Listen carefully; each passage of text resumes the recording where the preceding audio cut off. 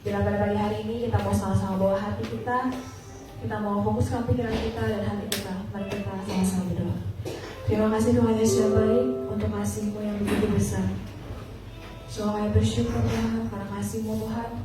Kami ada sampai hari ini Tuhan. Terima kasih Tuhan untuk kebesaran kasih-Mu Tuhan. Jaga setiap hati kami Tuhan.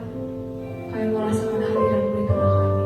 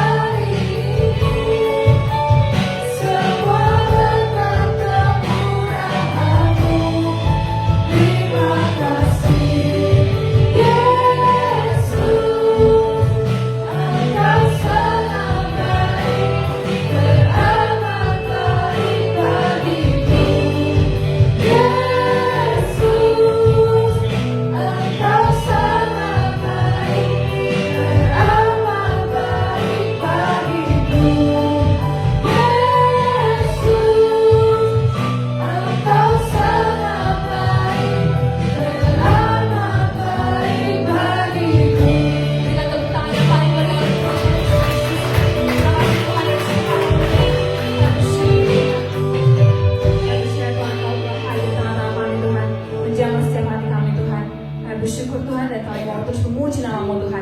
Kami mau mengangkat suara kami Tuhan, kami mau serukan nama-Mu Tuhan. Yang siap untuk memuji nama Tuhan, katakan amin. Semua saya untuk bangkit berdiri. Saudara siap untuk memuji Tuhan, amin. Mari kita mau angkat suara kita, suka nama Tuhan. Kita mau nyanyi bagi Dia.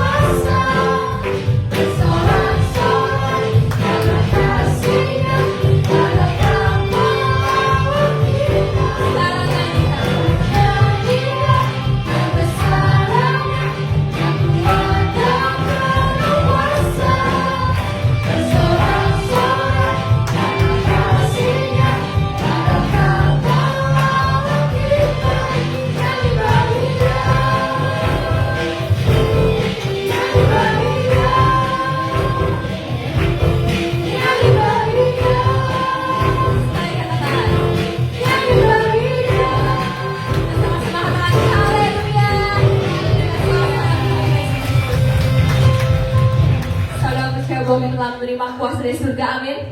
Bila kita mau terima kuasa dari surga, sukacita dari surga, dan damai dari surga. Dan semua kali tebus oleh darah yang kudus, amin. Dan bersukacita karena kita kasih.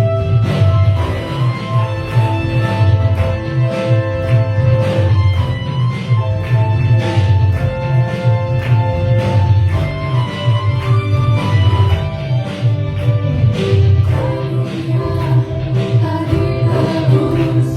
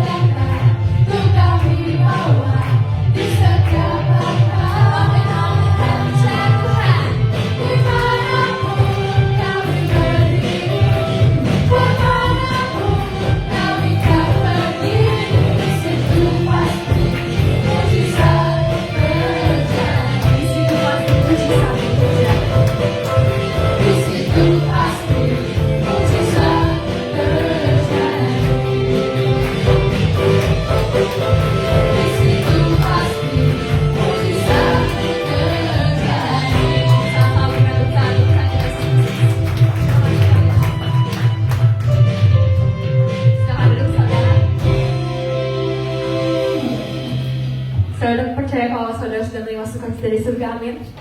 Amin. Biarlah kita mau sekarang fokuskan hati kita, pikiran kita. Tuhan, seluruh kau sempurna Tuhan dalam rencanamu Tuhan. Rencanamu adalah rencana yang terbaik buat kami semua Tuhan. Biarlah hidup kami Tuhan bisa menggenapi firman-Mu. Tuhan, kau sempurna dalam rencanamu dan karyamu. Ku serahkan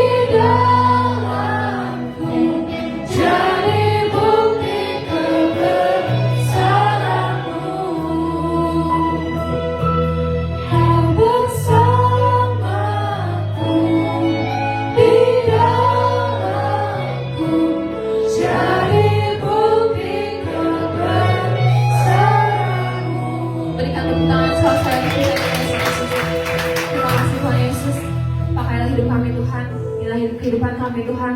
Biarlah hidup kami bisa terus menggenapi firman-Mu Tuhan. Kami siap Tuhan untuk menerima berkat-Mu Tuhan. Biarlah Kau sertai hati kami, pikiran kami, agar kami bisa fokus hanya ke dalam tangan-Mu Tuhan. Kami berdoa di dalam tangan-Mu, haleluya, amin. Silakan duduk.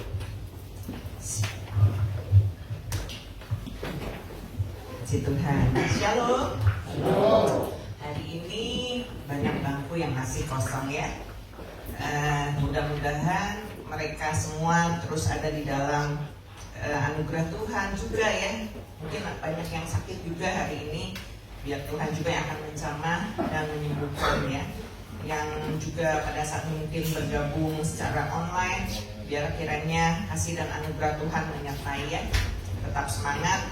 Dan tadi ya puji-pujian mengatakan kita harus lebih semangat lagi sebetulnya, karena kita bertemu dengan penyelamat kita ya, yang begitu mengasihi kita. Pagi hari ini kita bersyukur, kita harus mengekspresikannya dengan lewat pujian juga, bukan hanya sekedar menyanyi, tetapi itu adalah tanda ucapan syukur yang terdalam dari hati kita yang dalam untuk Dia memberikan yang terbaik. Semakin lebih lagi di dalam memberikan yang terbaik, termasuk di dalam hal ibadah, termasuk ketika kita mau mulai ibadah, mempersiapkan diri ya untuk datang beribadah, itu juga merupakan satu pemberian yang terbaik. Pagi hari ini saya mau sharing tentang giving the best, artinya memberikan yang terbaik ya. Saudara, di dalam kehidupan ini berlaku hukum take and give. Kalau di dalam dunia gitu ya, siapa yang memberi dia diberi, katanya gitu ya, take and give. Nah, tiap orang pasti pernah punya pengalaman di dalam hal memberi ya. Yang simpel aja, entah memberi kado, kalau yang ultah ya, atau ngasih angpau, kalau ada yang undang kita kawinan gitu. Itu take and give kan? Ya, kita diundang, kita kasih angpau. Kita diundang ulang tahun, kita kasih kado gitu ya. Atau mungkin mentraktir ya. Oh, udah ya, aku dapat bonus nih atau naik gaji, yuk traktir. Tapi biasanya yang ditraktir biasanya sih teman-teman terdekat, keluarga gitu ya. Nah, pernahkah saudara juga mengalami pengalaman memberi yang terbaik?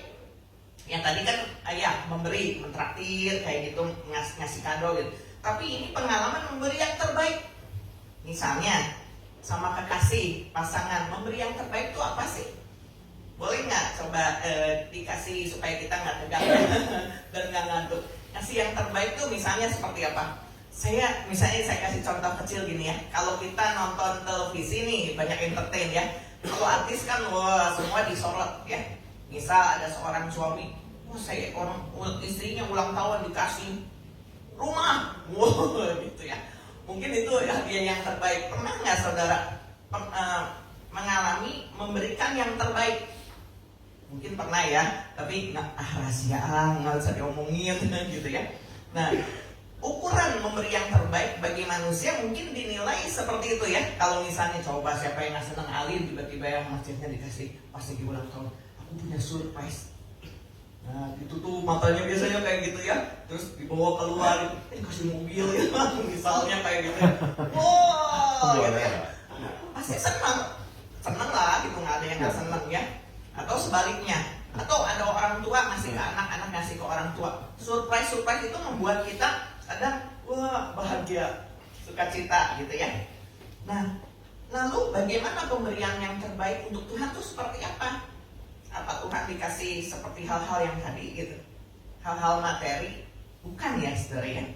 Terus wujud yang terbaik, memberi yang terbaik untuk Tuhan itu seperti apa? Kita mau belajar dari satu kisah yang mungkin entah ya, saya belum pernah ngedengar khotbah seseorang, tapi mungkin jarang dikhotbahkan gitu, karena kalau misalnya memberi yang terbaik ada ayat yang lebih populer. Tapi kita pada saat ini mau membaca satu kisah, sebetulnya ini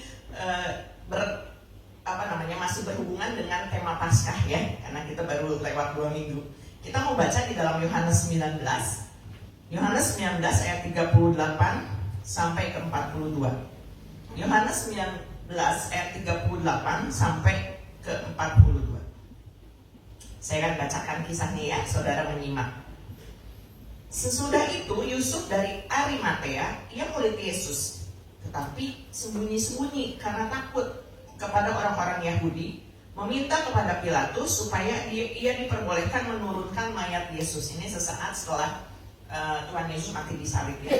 Dan Pilatus meluluskan permintaannya itu, lalu datanglah ia dan menurunkan mayat itu.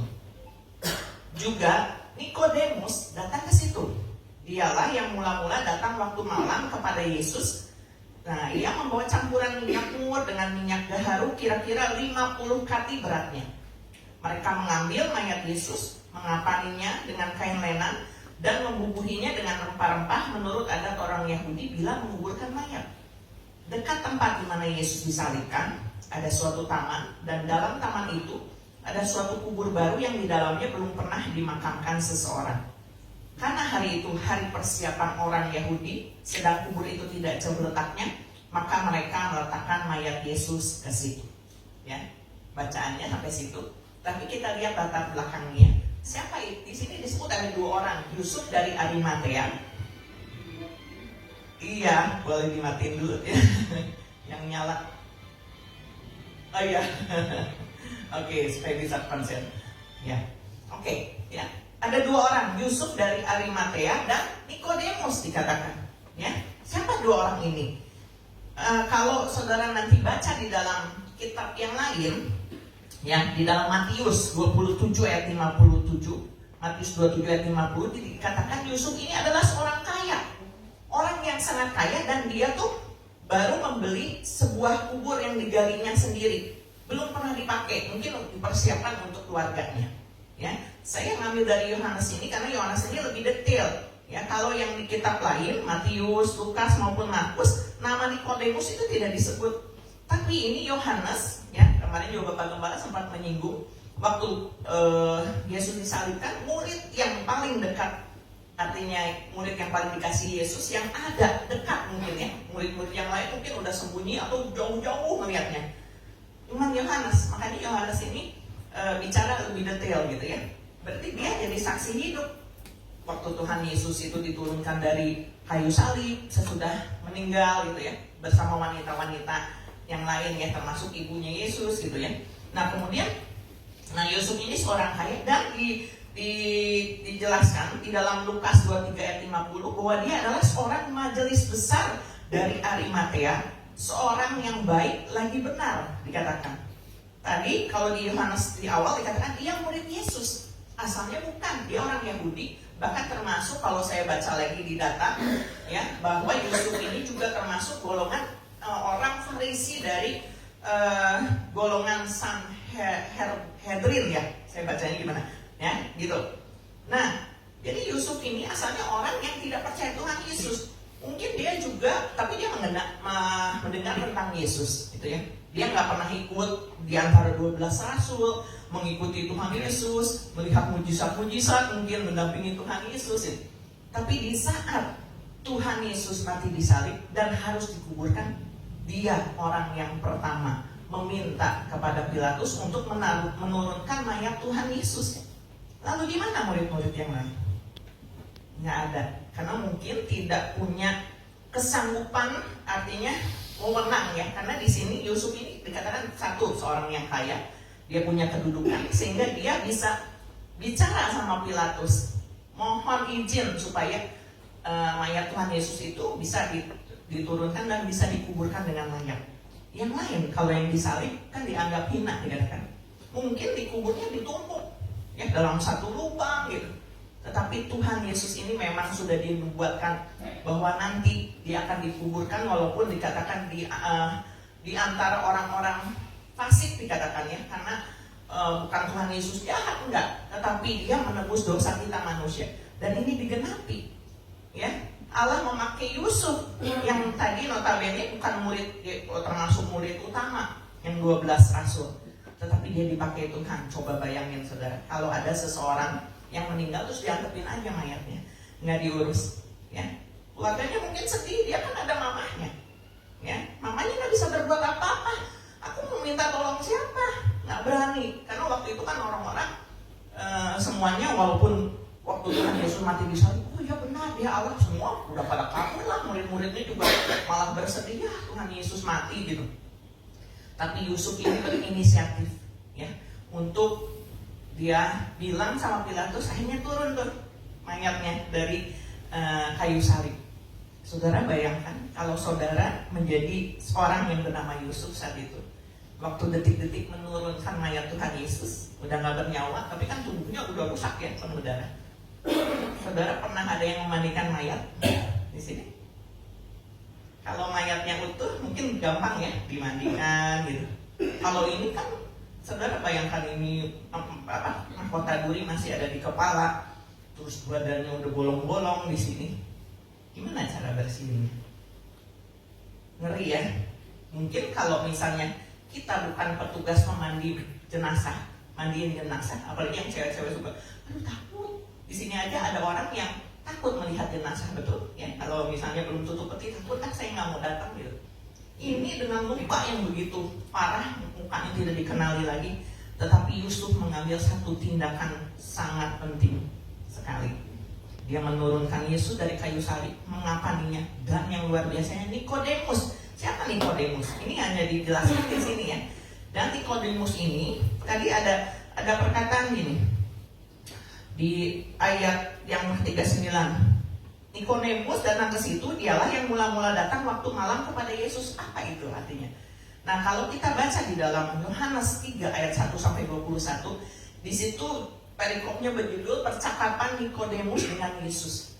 Nikodemus juga termasuk orang Farisi dikatakan, tetapi dia tertarik untuk mengenal jalan kebenaran, sehingga dia malam-malam sembunyi-sembunyi datang ke tempat Tuhan Yesus. Dia bertanya sama Tuhan Yesus, ini latar belakangnya. Tapi bagaimana supaya seseorang bisa dilahirkan kembali, gitu kira-kira. Terus kata Tuhan Yesus, dia maksudnya percaya sama Tuhan Yesus, dia harus dilahirkan kembali gitu. Dimana seseorang yang udah bisa masuk dalam kandungan gitu ya, kurang lebih kisahnya. Tetapi di percakapan itu terkenalah satu ayat. Saudara tahu Yohanes 3 ayat 16 ya. Di antara percakapan Nikodemus sama Yesus, itulah ayat yang kita kenal dan mungkin kita hafal. Yohanes 3 ayat 16 dikatakan apa? Karena begitu besar kasih Allah akan dunia ini, supaya setiap orang yang percaya kepadanya tidak binasa, melainkan beroleh hidup yang kekal. Dan Nikodemus mendengar dengan telinganya. Saat itu juga dia menerima Yesus. Saya percaya itu. Walaupun dia dikatakan takut, sembunyi-sembunyi. Orang ini begitu melihat, oh Yusuf, mungkin dia mengintai ya dari jauh. Nikodemus ini juga seorang yang kaya, orang Farisi, orang pintar, orang yang kaya. Dia mungkin mengintai, udah diturunin tuh mayatnya dari atas kayu salib. Dia ikut nyamperin. Dan dia nggak datang dengan tangan kosong. Dia membawa rempah-rempah yang beratnya 50 kati beratnya. Bukan kati ya, di sini ada kati. 50 kati beratnya. Itu banyak saudara. Dan mahal harganya. Tapi dia memberikan yang terbaik supaya mayatnya Tuhan Yesus tuh nggak bau mayat gitu loh. Rempah-rempah ini adalah untuk bukan mengawetkan sebetulnya, tapi supaya harum, ditaburin semuanya ya di tubuh Yesus, dirumuri minyak karena penuh luka kan gitu. Ya, padahal Tuhan Yesus sudah mati, tetapi dia memberikan yang terbaik di hari terakhir Tuhan Yesus. Ya, itu kisahnya. Mereka mengapani dan dikubur, ditaruh di kubur yang baru, dibeli, nggak usah bayar, dikasih tanahnya, kuburannya gitu ya, buat memakamkan Tuhan Yesus dengan layak. Apa perbedaannya dengan orang yang misalnya tadi ya memberi, ada take and give kan? Tapi di sini yang ajaibnya gini, saudara. Saya baca, saya renungin ya. Biasanya kan kita gini, kita datang sama Tuhan aja, kita bersyukur sama Tuhan. Tuhan tuh udah baik ya, menolong kita. Terkadang, tetapi kita di dalam mungkin nggak secara sadar, tetapi lebih banyak permintaannya kita sama Tuhan. Tuhan, aku bersyukur nih, aku mau ibadah sama Tuhan. Tapi ada kan dalam doa kita, berkati aku Tuhan, seperti itu ya. Ya, tapi pada saat itu posisinya Tuhan Yesus tuh mati, belum bangkit loh gitu. Ya, dua murid yang murid baru dikatakan Yusuf sama Nikodemus ini murid baru, nggak pernah ikutan murid-murid yang lain ngelihat mujizat yang besar mungkin secara langsung, mungkin dia cuma dengar aja Tuhan Yesus tuh mengadakan mujizat yang besar, tapi nggak nyaksin secara langsung, nggak seperti 12 rasul itu. Dan dia juga cuma percaya aja. Nikodemus mendengarkan firman kan tadi, termasuk di dalam Yohanes 3 ayat 16 ya. Yang percaya beroleh hidup yang kekal, itu aja yang dia pegang. Mungkin Yusuf juga seperti itu. Dia nggak menyaksikan Yesus bangkit karena belum kan. Dia hanya tahu Yesus mati. Tapi dia memberikan yang terbaik saat kematian Yesus, tanpa berpikir nanti Yesus mau bangkit atau enggak gitu. Tapi kenapa yang menggerakkan dua orang ini bertindak demikian? Ada belas kasih, saudara. Kalau nggak cuek aja gitu. Ya, mungkin yang lain bukan nggak kasihan, tapi lebih gede takutnya gitu.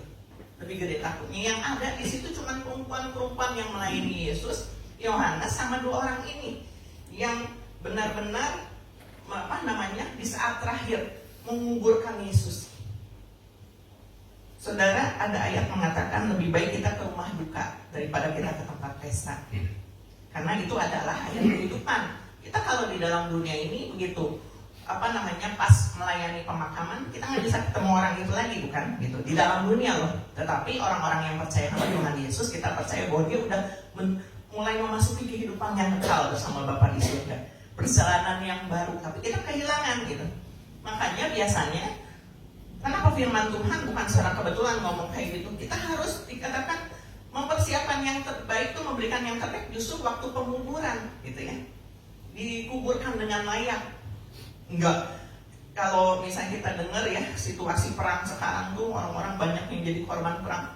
Aduh, itu miris ya ngeliatnya. Juga ini satu lubang yang besar, mayat-mayat ditumpuk jadi satu, dikubur jadi satu.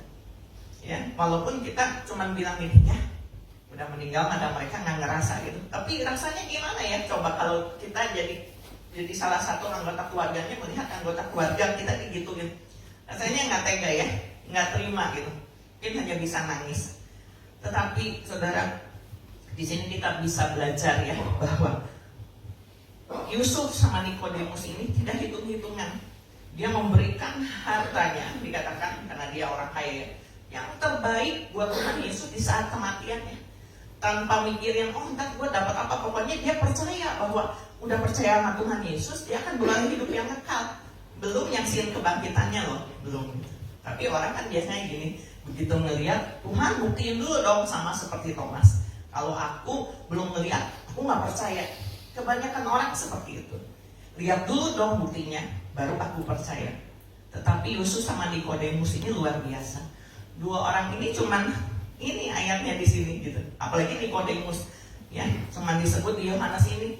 Yang Markus, Lukas sama Matius itu nggak disebut nama Nikodemus. Dia sembunyi-sembunyi, dia nggak mau, bukan nama gue yang harus terkenal, enggak. Tetapi dua orang ini secara sembunyi-sembunyi, diam-diam memberikan yang terbaik buat Tuhan Yesus. Ada banyak orang saat ini ketika memberikan, memberi hadiah yang mewah, diekspos di media sosial. Ya, katanya bersyukur karena udah dapat berkat. Namanya apa teh kalau kayak gitu teh? Flexing. Ya, itu kata netizen. Tapi kita ngambil positifnya aja. Cuman lihat ya, itu hal-hal yang duniawi diekspos demikian rupa. Tetapi kematian Tuhan Yesus nggak ada yang ngantar, cuma sedikit orang. Berapa banyak orang-orang terkenal saat kematiannya diantar, ya, papan bunga bisa ratusan gitu. Mereka dimuliakan. Tapi waktu Tuhan Yesus meninggal, mati di kayu salib, padahal itu untuk nebus dosa semua manusia. Terus kemana manusianya yang lain? Terus kemana murid-muridnya yang lain? Gitu ya. Tapi dua orang ini luar biasa. Jadi kita belajar satu hal. Untuk kita memberikan yang terbaik sama Tuhan, kita nggak boleh hitung-hitungan. Poinnya adalah, benar nggak kita mengasihi Tuhan? Itu aja. Kita benar-benar sayang nggak sama Tuhan? Atau sayangnya kalau kita dikasih berkat, kalau nggak dikasih berkat nggak sayang, gitu ya. Tetapi kita mau belajar bahwa kematian, kebangkitannya itu adalah satu bukti bahwa dia adalah Allah yang hidup. Amin. Itu aja yang membuat kita percaya bahwa kita tuh, kepercayaan kita sama Tuhan tuh nggak sia-sia gitu. Jadi kita harus mengasihi Tuhan dengan segenap hati. Itu yang pertama. Yang kedua, kita harus juga menjadi orang yang bermurah hati. Ketika sudah mengenal Tuhan Yesus, kita menjadi orang yang murah hati. Jadi nggak tegaan gitu. Jangan jadi orang yang justru sebaliknya, jadi tegaan, kejam gitu ya sama orang. Tetapi dia punya belas kasih, karena tadi ada kasih gitu. Ya, bukan bicara soal uang sekali lagi, tetapi tiap orang yang mengenal Tuhan Yesus, dia punya belas kasih, pengen nolong gitu. Mungkin nggak bisa nolong gimana ya, tetapi ada satu wujud kasih yang ditunjukkan. Bukan hanya lewat uang, kalau orang kaya mungkin bisa ngasih uang. Ya, lewat perhatian, lewat waktu. Sudahkah kita memperhatikan yang lain, misalnya yang membutuhkan, atau kita lebih aja istilahnya belum terpenuhi kebutuhan aku gitu, gimana memperhatikan orang lain. Tetapi untuk memberikan yang terbaik tidak seperti itu. Kita punya belas kasih dan kita juga punya kerendahan hati. Rendah hati berarti gini, mau melayani orang lain, dan dikatakan lebih mementingkan kepentingan orang lain, bukan memperhatikan diri sendiri, enggak, tetapi memperhatikan kepentingan orang lain juga, gitu ya. Kontras dengan Yudas yang malah mengkhianati Yesus dengan upah 30 keping uang perak. Saya di sini mau membandingkan juga dengan pemberian seorang wanita berdosa, ya, yang saudara pasti tahu ceritanya. Waktu seorang wanita memecahkan buli-buli minyak wangi untuk mengurapi Yesus. Pernah dengar ceritanya? Ya, ada seorang wanita berdosa, dikatakan dia datang kepada Tuhan Yesus tersungkur, nangis, dia minta ampun dosa, sampai dia menyekat katanya dengan rambutnya yang panjang, ya, kaki Yesus, terus ditumpahin minyak wangi narwastu yang sangat mahal harganya. Saya baca di situ harganya 300 dinar. Murid-muridnya semua bilang, ngapain boros-boros buangin minyak wangi? Tetapi Tuhan Yesus dikatakan kita baca aja ya di sini di dalam Matius 26 ayat 10. Tetapi Yesus mengetahui pikiran mereka lalu berkata, mengapa kamu menyusahkan perempuan ini? Sebab ia telah melakukan suatu perbuatan yang baik kepadaku. Minyak narwastu 300 dinar. Kalau saya baca ya entah benar atau enggak. 1 dinar itu adalah upah pekerja 1 hari. Berarti kalau 300 dinar itu berarti 300 hari ya. 300 hari berarti berapa ya? 10 berapa? 10 bulan ya? Betul? Benar ya? 10 bulan ya. Nah, bandingkan dengan Yudas ya. Waktu itu katanya murid-murid kan besar loh. Tetapi mungkin nggak semua ya. Yohanes saya pikir enggak lah ngomong kayak gini. Tapi diantaranya pasti Yudas. Karena dia punya dikatakan sifat tidak jujur dan iri hati. Lihat, dia ikut Tuhan Yesus loh. Murid utama loh gitu. Tetapi hatinya nggak berubah. Dia iri hati, dia sirik. Melihat ngapain ngabur-ngaburin, lebih baik dikasih ke orang miskin katanya gitu. Padahal dia suka curi uang persembahan. Ini Yudas nih. Terus dia pergi bilang ke ahli-ahli Taurat sama Farisi, kamu mau memberikan apa kepada saya kalau Tuhan Yesus saya kasihin ke kamu? Bayangin saudara, murid yang ikut sama Tuhan Yesus nantinya seperti itu, musuh dari belakangnya. Kasih apa? Saya kasih 30 keping uang perak. Terus saya baca 30 keping perak itu dikatakan sama dengan 120 hari upah pekerja. Bayangin Yudas mau menukar Yesus hanya dengan 30 keping perak. Walaupun akhirnya menyesal, tapi kan binasa karena dia bunuh diri ya. Karena hatinya gak berubah. Murid Yesus loh. Gitu ya. Jadi saudara, sekali lagi bukan berarti yang jadi murid Yesus juga cuma jadi murid Yesus. Nah, nyatanya Yudas juga binasa. Enggak seperti itu. Untuk menjadi pengikut Yesus ya kita harus jadi mau dimuridkan.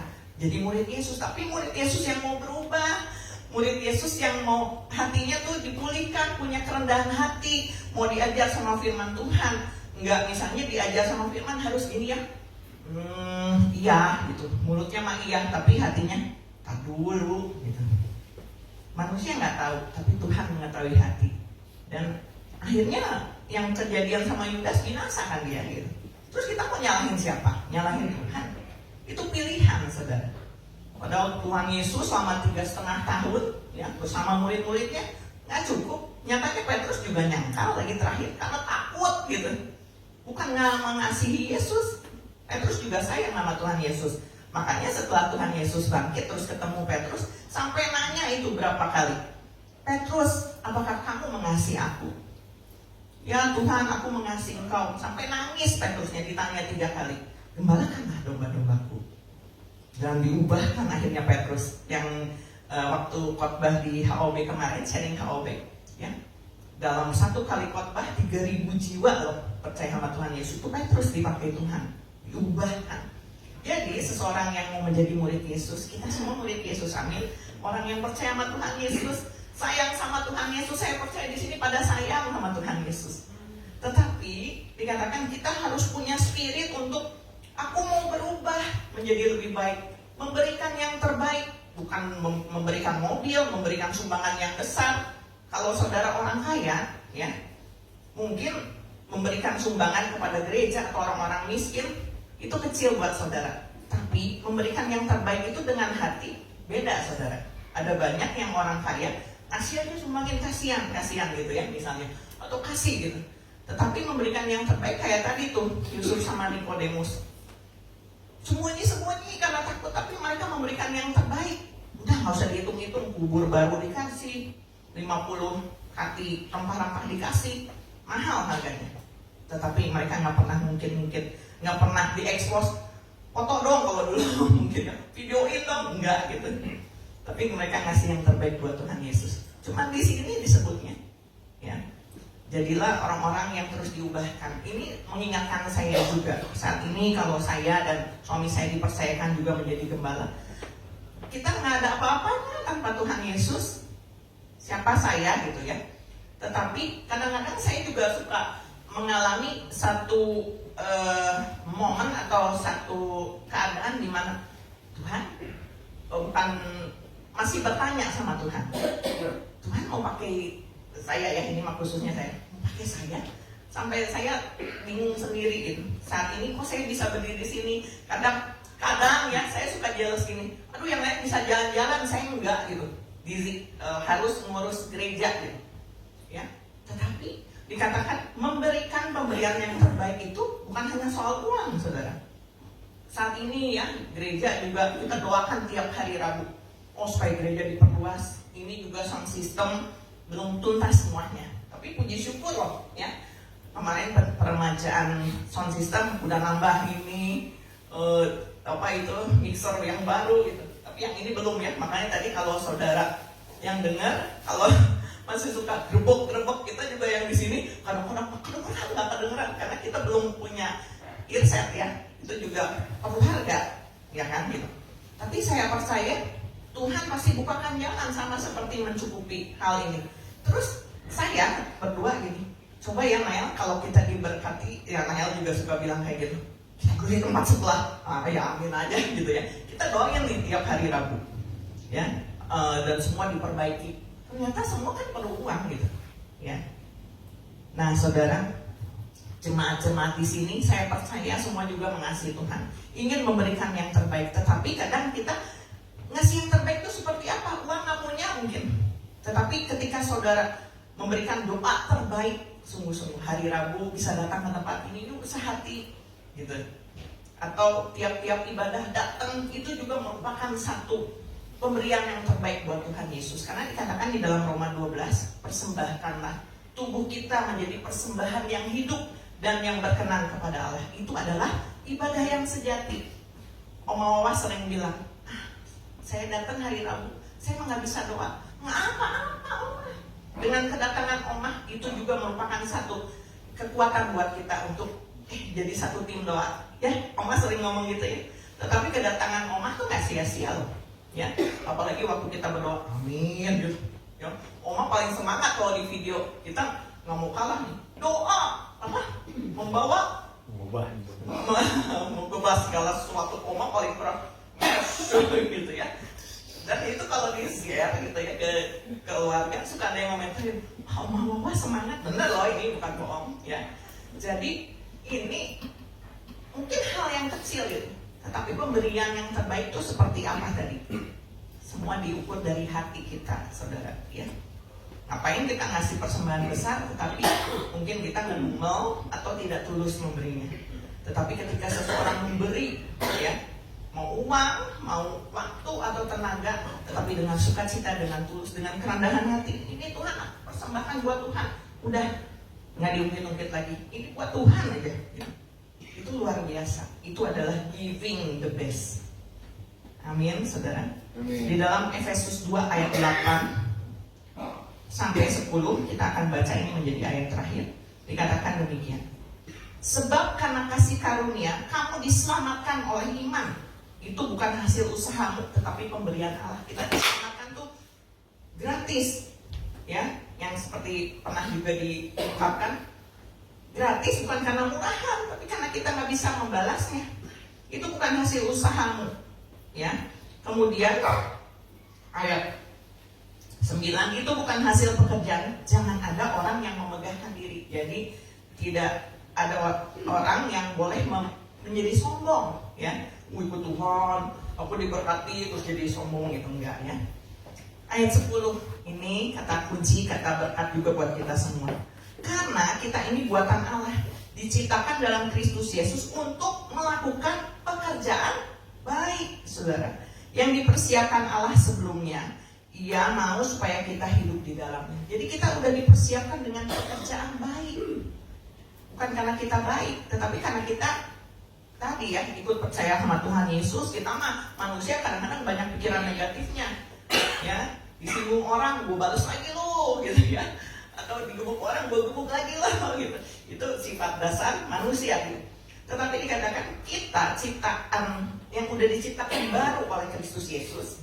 Kita sudah melihat kebangkitan, artinya mengalami kebangkitan Tuhan Yesus lewat firman Tuhan. Tapi kita percaya Yesus itu udah bangkit, nggak hanya mati tadi, ya, hanya dikapani sama Yusuf sama Nikodemus, tapi dia udah bangkit buat kita semua untuk kita memperoleh kemenangan. Kita ini dipersiapkan untuk melakukan pekerjaan baik, bukan pekerjaan yang tidak baik, bukan melakukan pekerjaan yang hal sia-sia. Jangan lagi kita mengerjakan pekerjaan-pekerjaan yang duniawi, artinya bukan nggak boleh bekerja, tapi hal-hal yang mendukakan Tuhan. Ngapain gitu? Kita udah ditebus. Jadi jangan mau diperbudak oleh dosa lagi. Amin.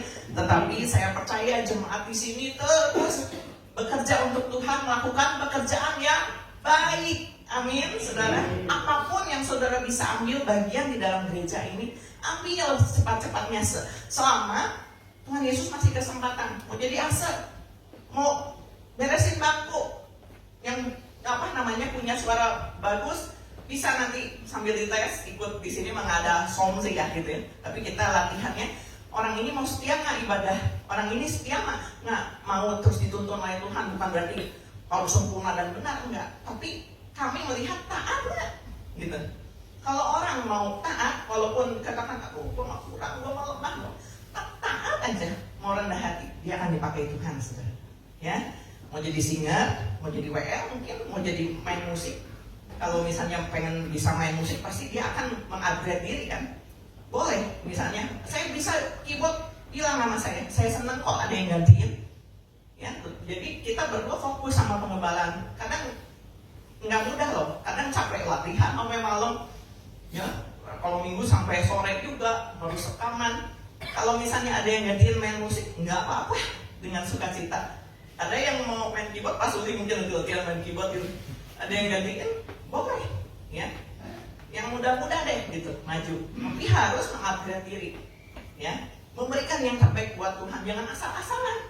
Itu bayar harga loh. Saya mau melayani Tuhan, ya harus bayar harga. Nggak bisa nanti datang enggak gitu. Tapi harus mau komit memberikan yang terbaik. Amin. Puji nama Tuhan. Mudah-mudahan perkataan firman Tuhan ini menjadi berkat, bukan menjadi nanti, maaf ya, saya nggak misalnya mau menyinggung seseorang, enggak, saudara. Tapi ini perkataan firman Tuhan ini datang buat saya juga. Waktu saya baca, ya saya harus kasih ke jemaat untuk membekali jemaat supaya mindset kita dibuka, memberikan yang terbaik itu seperti apa gitu. Ya, nggak hanya sekedar memberi gitu, tetapi memberikan dengan hati kita, dengan kerendahan hati dan juga ketulusan, dengan penuh sukacita. Amin. Puji Tuhan. Saya undang para tim untuk ke depan. Jadi saudara, Biar kita terus mau diubahkan, tidak memiliki kekerasan hati, tetapi kita mau memiliki kasih yang sesungguhnya di hadapan Tuhan, punya kemurahan untuk melayani Tuhan, memberikan yang terbaik, dan juga punya sikap yang rendah hati. Amin. Kita angkat satu pujian. Saudara, kasih yang sejati ini tidak bisa kita dapati dalam dunia. Mungkin pasangan kita bisa mengasihi kita bersuka cita ya, mungkin kalau punya satu keluarga yang mengasihi. Tapi ada banyak orang yang kehilangan kasih, bahkan di tengah keluarga sekalipun. Jangan kita menjadi tawar hati, karena ada kasih yang sejati, yaitu kasih Tuhan Yesus. Jangan lari dari kenyataan hidup. Mungkin saudara menyesal, kenapa aku dilahirkan dalam keluarga ini? Aku di satu pihak, aku ingin ikut Tuhan, ingin memberikan yang terbaik buat Tuhan. Tapi kok banyak halangannya. Ya. Mungkin kita tidak menerima kasih yang sempurna di dalam dunia ini, tapi kasih yang sejati itu turun dari Tuhan, yang mampu dikatakan mengubahkan hati, jauh melebihi segalanya di dalam hidup kita. Dia adalah harta yang berharga. Jangan tinggalin Tuhan, saudara.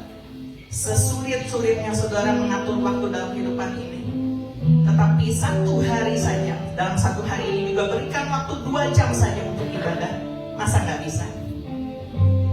Tuhan udah kasih nyawanya loh buat kita. Terus kita ngasih apa sama Tuhan? Tuhan disogok. Tuhan, aku sibuk. Aku titip persembahan aja ya. Aku titip persepuluhan aja. Tapi maaf Tuhan, aku nggak bisa hadir ibadah. Apa itu pemberian yang terbaik? Tetapi pemberian yang terbaik itu harus keluar dari dasar hati.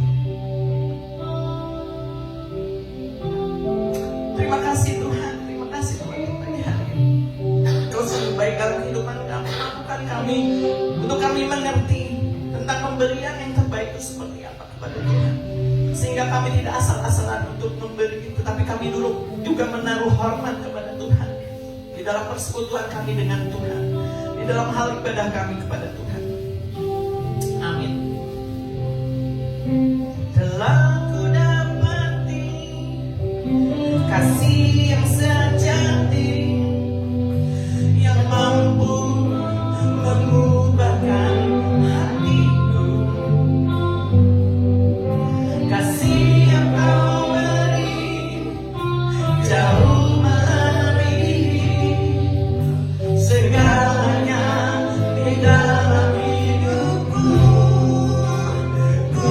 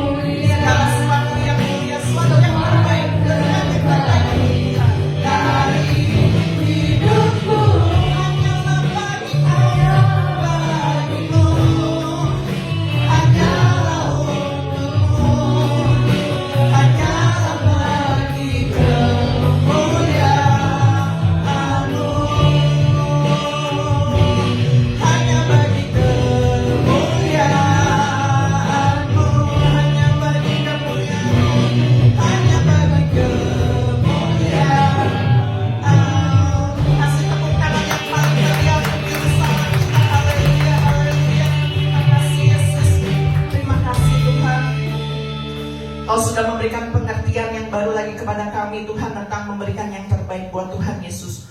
Mungkin selama ini apa yang kami berikan belum cukup baik, tetapi Tuhan, kami percaya ketika kami memberikan dengan hati kami Tuhan Yesus, dengan sukacita, dengan penuh kerendahan hati, Tuhan, itu merupakan satu persembahan yang berbau harum di hadapan Tuhan.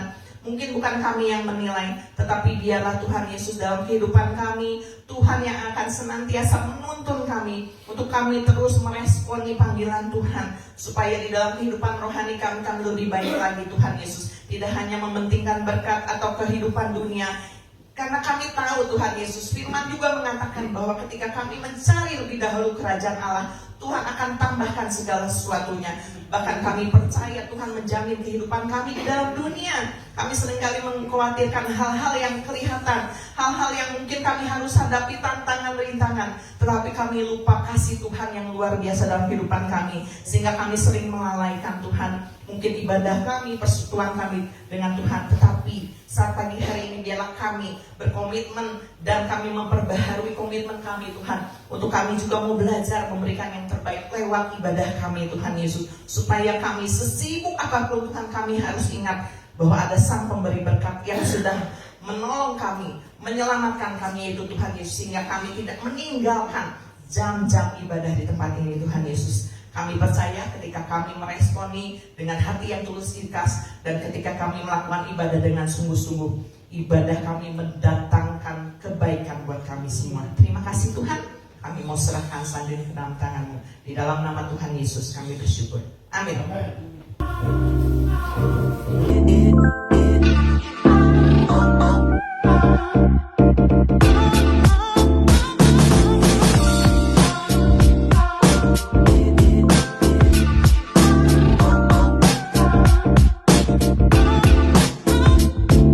Good morning GBS Kalvari Sukabumi. Welcome home. Selamat datang di Badan GBS Kalvari Sukabumi. Senang sekali bisa bertemu dan berfellowship dengan Anda sekalian. Bagi Anda yang baru pertama kali hadir di Badan GBS Kalvari Sukabumi, welcome. Kami senang sekali Anda dapat hadir beribadah bersama kami and be a part of our family. Tadi kita sudah mendengarkan firman Tuhan. Biarlah setiap firman yang kita dengar bisa menjadi rema bagi setiap kehidupan kita. Setiap hari Rabu kita akan ada doa puasa jam 5 sore di GBS Kalvari Sukabumi. Jangan melewatkan doa puasa ini agar kita dapat terus menjadi penopang bagi gereja GBS Kalvari Sukabumi. Lalu hari Kamis minggu depan kita akan ada House of Blessing. Kita akan pergi bersama-sama ke House of Blessing jam 5:30 sore. So, make sure bagi Anda yang mau join untuk menyenangkan hati Tuhan, hadir tepat waktu ya. Bagi para kaum pria, hari Jumat minggu depan kita akan ada Calvary Man. Yuk mari berkumpul untuk menjadi pria-pria yang sejati yang cinta akan Tuhan. Calvary Man ini diadakan jam 5 sore di GBS Kalvari Sukabumi. Dan untuk para teenagers, youth, College, and young adult, hari Sabtu ini kita akan ada Kalvari Youth jam 5 sore di GBS Kalvari Sukabumi. So, don't miss it out. Lalu kita ada program baru juga loh, yaitu WFH alias Worship from Home. setiap hari Senin sampai Jumat jam 4 subuh via Google Meet. Setiap hari Minggu kita akan ada Ibadah Raya jam 8 pagi di GBS Kalvari Sukabumi, lantai 1 dan lantai 2. Dan Kalvari Kids. di lantai 3. Dan tentunya kita akan bertemu berkumpul bersama untuk memuji Tuhan dan mendengarkan firman-Nya. So, as you guys there. 2 Korintus 8 ayat 12 berkata, sebab jika kamu rela untuk memberi, maka pemberianmu akan diterima. Kalau pemberianmu itu berdasarkan apa yang ada padamu, bukan berdasarkan apa yang tidak ada padamu. Bukan tentang seberapa besar pemberian itu, melainkan seberapa besar hati yang memberikannya. Bagi Anda yang ingin memberikan persembahan atau persepuluhan untuk Tuhan melalui gereja GBS Kalvari Sukabumi, Anda dapatkan QR berikut ini.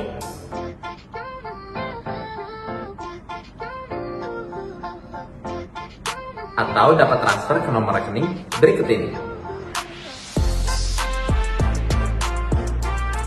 Atau dapat memberikannya secara langsung Melalui kantung persembahan yang akan diedarkan. selamat memberi. Follow Instagram @GBS Kalvari Sukabumi. Untuk mengetahui lebih banyak kegiatan yang ada di gereja kami. Jangan lewatkan kesempatan kita untuk tumbuh dalam iman dan komunitas. Ingat, bersama Kristus, Kita lebih kuat. That's all for today. Thank you for watching What's On GBS Kalvari Sukabumi this week. Have a wonderful Sunday and Jesus bless you.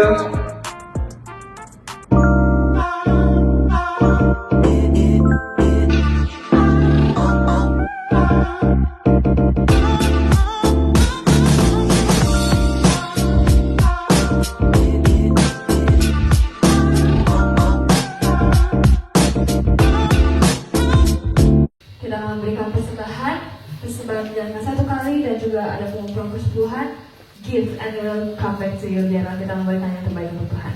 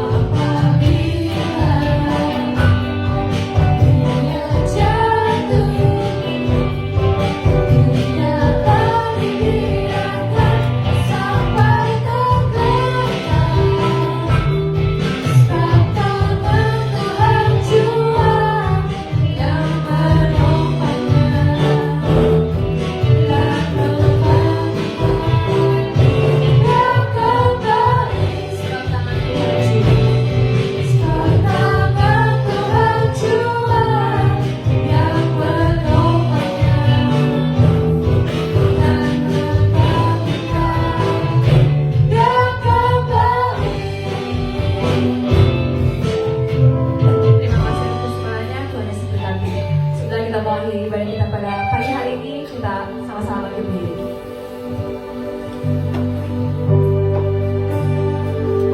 Thank